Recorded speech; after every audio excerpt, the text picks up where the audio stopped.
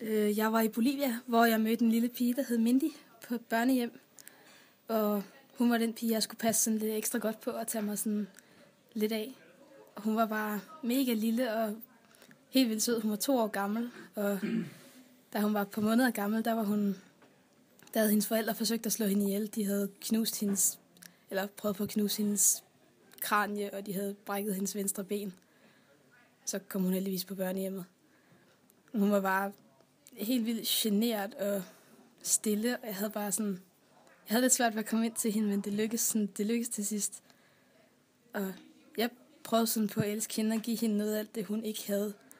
Men hun gav mig bare så meget tilbage, bare sådan ved at smile til mig og ville op til mig og ville være sammen med mig. Det betød så meget. Det var egentlig det, der gjorde hele min rejse fantastisk. Hvorfor tror du, det har så stor en betydning, når sådan en lille pige på den måde? Altså, du vil møde mange børn i dit liv. Det er nok bare det, at jeg forventede ikke, hun havde noget som helst at give mig. Og hvorfor skulle hun også have det? Hun er så lille, og jeg havde ikke set det komme, at det ville betyde så meget for mig, at hun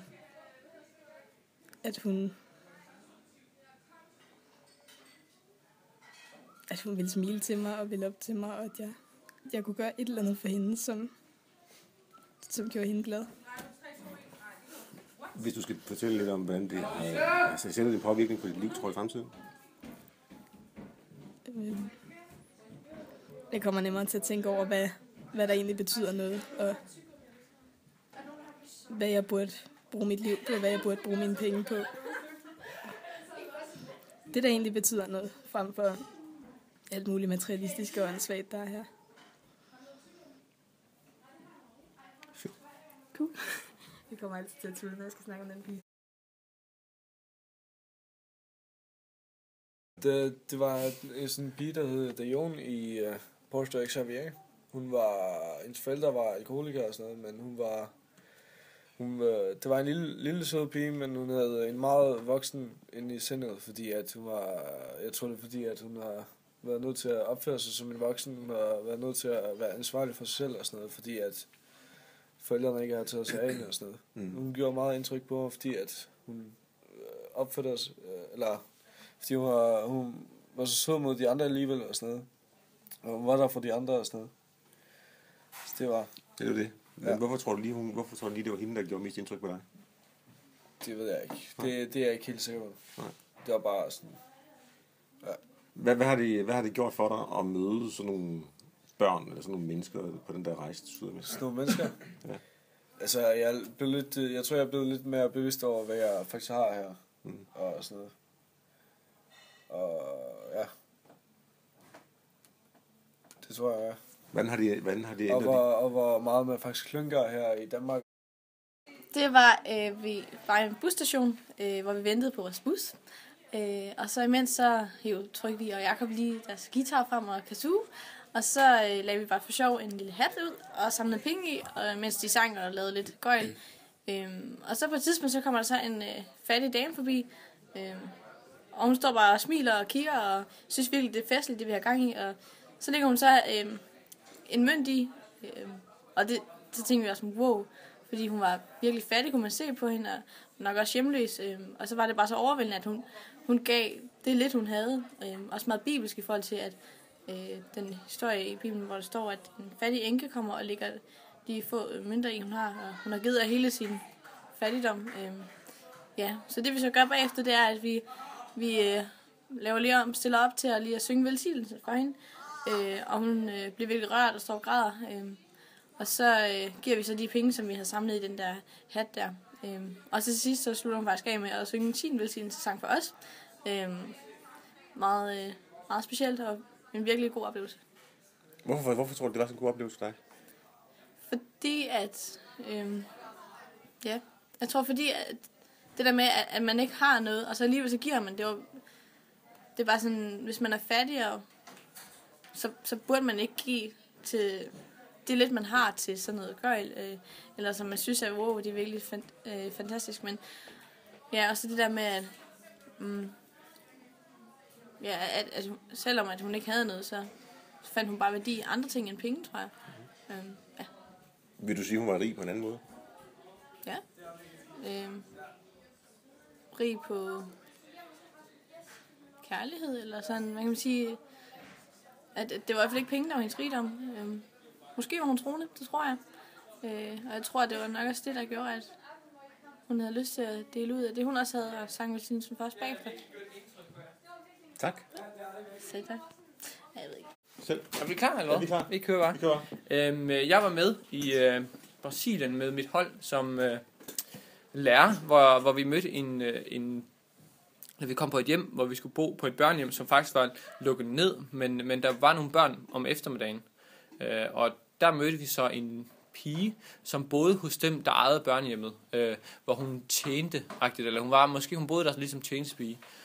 Og vi var meget tæt sammen med hende, fordi hun var der altid og tog sig af os, sætte mormor frem til os. Og nogle gange, hvis jeg sad op om aftenen og arbejdede, så kunne jeg se, at hun kom lige ind og tjekke for at se, om jeg var færdig, fordi hun skulle slukke lyset og lukke og sådan noget bagefter. Og hun var døv, og så havde hun en lille smule Asperger, tror jeg. Hun var ikke sådan helt klar altid. Men hun var der hele tiden sammen med os, 24/7. Når vi stod op, så var hun der, og når vi gik i seng, så var hun der. Og jeg oplevede hende i hvert fald som verdens gladeste pige. Det er sjældent, jeg har set en pige, der har så mange udfordringer i livet, og som alligevel er så glad. Og hun gjorde så stort indtryk på både mig, men også eleverne, hvor hun kom så tæt på dem. Og vi husker hende så klart og så tydeligt, på grund af hendes glæde og hendes tjenersind. Når vi så skulle tage afsted, så vi den her verdens gladeste pige, som bare græd, fordi hun på en eller anden måde havde knyttet bånd med os også. Det var en vild oplevelse, som har gjort indtryk. Eleverne sagde, at du havde taget billeder af hende. Du snakkede med Ja, det var nogen, der spurgte, fordi at jeg har jo snakket med dem om, at billeder, eller jeg fortæller en historie. Så jeg tog så billeder af hende, fordi jeg gerne ville huske hende. Og jeg tog billeder af hende sidste dag selvfølgelig, hvor hun var fuldstændig færdig og græd og sådan noget. Så var der nogen, der spurgte mig om, om det ikke var sjovt, at jeg havde taget et billede af, når billeder fortæller sådan en historie, at jeg så har taget et billede af verdens gladeste pige, når hun græder. Det synes jeg var meget, meget sjovt. Hvorfor er det sjovt? Fordi det er jo, det kendetegner hende overhovedet ikke. Altså, men så alligevel så fortæller det mig en historie om en pige, der så også har følelser, eller der så, som vi knyttede, som vi kom tæt på. Ja. Hvem er hun hende der? Det er en pige, jeg mødte på et børnehjem i Bolivia, i en by, vi var i, der hedder Cochabamba. Hun er en meget speciel pige, som jeg bare fik et specielt forhold til, fordi at, jeg havde set nogle billeder og nogle film af hende før rejsen, hvor der så blev fortalt, at hun var blind. Hun var en meget lille pige på 5 år. Hun var blind, og hun var autist, så hun havde nogle problemer med sin hjerne, og ja, hun havde mange problemer, og hun var ikke særlig gammel.